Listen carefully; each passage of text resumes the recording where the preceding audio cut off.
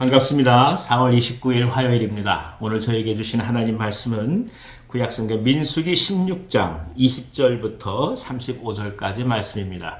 민수기 16장 20절부터 35절까지 말씀을 읽어드리겠습니다.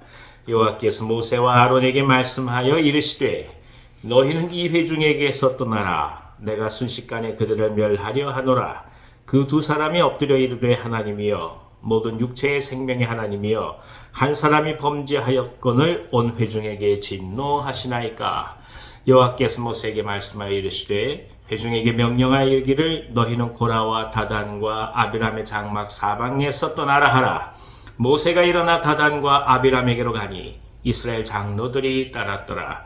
모세가 회중에게 말하여 이르되 이 악인들의 장막에서 떠나고 그들의 물건은 아무것도 만지지 말라. 그들의 모든 죄 중에서 너희도 멸망할까 두려워하노라 하매 무리가 고라와 다단과 아비람의 장막 사방을 떠나고 다단과 아비람은 그들의 처자와 유아들과 함께 나와서 자기 장막문에 선지라. 모세가 이르되 여호와께서 나를 보내사 이 모든 일을 행하게 하신 것이요 나의 임의로 함이 아닌 줄을 이 일로 말미암아 알리라. 곧 이 사람들의 죽음이 모든 사람과 같고 그들이 당하는 벌이 모든 사람이 당하는 벌과 같으면 여호와께서 나를 보내심이 아니거니와 만일 여호와께서 새 일을 행하사 땅이 입을 열어 이 사람들과 그들의 모든 소유물을 삼켜 산채로 수월에 빠지게 하시면 이 사람들이 과연 여호와를 멸시한 것인 줄을 너희가 알리라. 그가 이 모든 말을 마치자마자 그들이 섰던 땅바닥이 갈라지니라. 땅이 그 입을 열어 그들과 그들의 집과 고라에게 속한 모든 사람과 그들의 재물을 삼키매 그들과 그의 모든 재물이 산채로 수월에 빠지며 땅이 그 위에 덮이니 그들이 회중 가운데서 망하니라.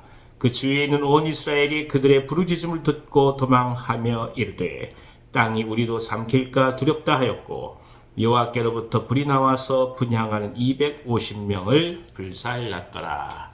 아멘. 아멘. 이스라엘이 광야에서 생활한 것은 사실 굉장히 어렵고 힘든 일이었습니다.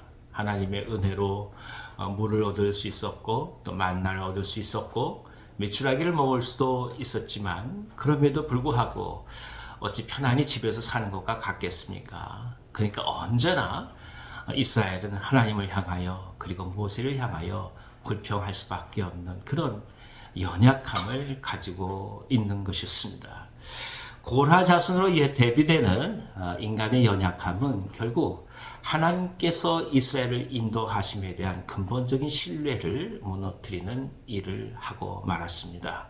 그들은 겉으로 드러날 때 모세의 지도력에 대해서 원망을 하지만 실제로는 하나님께 향하여 이 일을 이루심에 있어서 계속적으로 불평과 원망을 하고 있는 것입니다.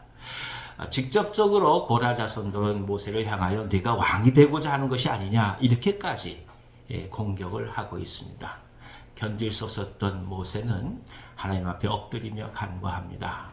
그러니까 모세가 갖고 있었던 이 온유함이 어떤 것인지 우리는 또 한번 깨닫게 되죠. 하나님은 모세의 기도를 들으시고 고라 자손들과 모세 아론이 함께 회막 앞으로 나올 것을 명령하십니다. 그런데 그냥 나오는 것이 아니라 향불을 들고 250여 개의 향불을 들고 나오라고 말씀하십니다. 이 얘기는 결국 하나님께서 하나님의 뜻과 하나님의 모습을 그 하나님 다음을 증거하실 때에 다른 방법이 아니라 예배를 통해서 증거하신다는 것을 깨닫게 합니다. 여러 다른 방법이 있었겠죠. 근데 왜 굳이 향불을 들고 나로 했을까요? 바로 예배 형식 속에서 누가 드리는 예배가 과연 진실된 예배인지 하나님은 무엇을 받으시는지를 보여주심으로써 하나님 뜻이 무엇인지를 명확히 하고자 하신 것입니다. 물론 이스라엘 백성들은 이 고라 자손들과 멀찍이 떨어지게 하나님께서 말씀하셨습니다. 고라 자손들이 거하는 장막으로부터 떠나게 말씀하셨고 고라 자손들은 장막문 앞에 나와서 이제 하나님께서 어떻게 하실지 그 뜻을 기다릴 수밖에 없는 상황이었습니다. 모세가 하나님의 뜻 그리고 하나님의 진정한 하나님 되심에 대한 간절한 말씀을 선포하고 난 이후에 결국에는 땅이 갈라져서 고라 자손들은 죽음을 당하고 맙니다. 아울러 향불을 들고 왔던 250여 명조차도 하나님께 드리고자 했던 그 분향이 오히려 하나님께 영광을 올려드린 것이 아니라 오히려 불이 거꾸로 그들을 사름으로써 완전하게 진멸되는 결과를 가져오고 말았습니다. 계속적으로 민수기에서 언급되고 있는 이 하나님의 은혜에 대한 이스라엘의 조바심 그리고 때로는 원망이라고 하는 것은 결국 인간이 인생을 살아가면서 겪어가는 삶의 여정과 너무나 흡사하다고 말할 수밖에 없습니다. 아무리 좋은 것을 받았다 할지라도 내일 또 어려움이 생기게 되면 언제나 은혜를 부정하는 것이 인간인 것이죠. 그래서 우리는 이 아픈 이스라엘의 역사를 바라보면서 또 한번 하나님의 말씀 그리고 하나님의 지도요, 하나님의 하나님 되심에 대해서 어떤 마음을 가져야 되는지를 다시금 발견하게 됩니다. 하나님께서 우리를 사랑하시고 그 아들을 보내시고 그 아들을 십자가에서 죽이시면서까지 그분의 은총을 베푸신 이 사실에 대하여 추호도 의심해서는 안 됩니다. 그것이 바로 하나님 우리를 찾아오신 진리의 모습이요 하나님다움이기 때문에 그렇습니다. 어떤 상황이 된다 할지라도 우리가 어떤 환경과 여건과 일을 겪는다 할지라도 그 모든 일들의 결핍이 하나님께서 우리를 사랑하심에 대한 것을 부정하는 것으로 작용하지 않도록 그렇게 우리가 하나님 앞에 기도하며 우리의 마음을 다스려 나가야 할 것입니다. 아울러 하나님 지금껏 우리 인생에 개입해 오신 그 은혜를 우린 진실되게 고백할 필요가 있습니다.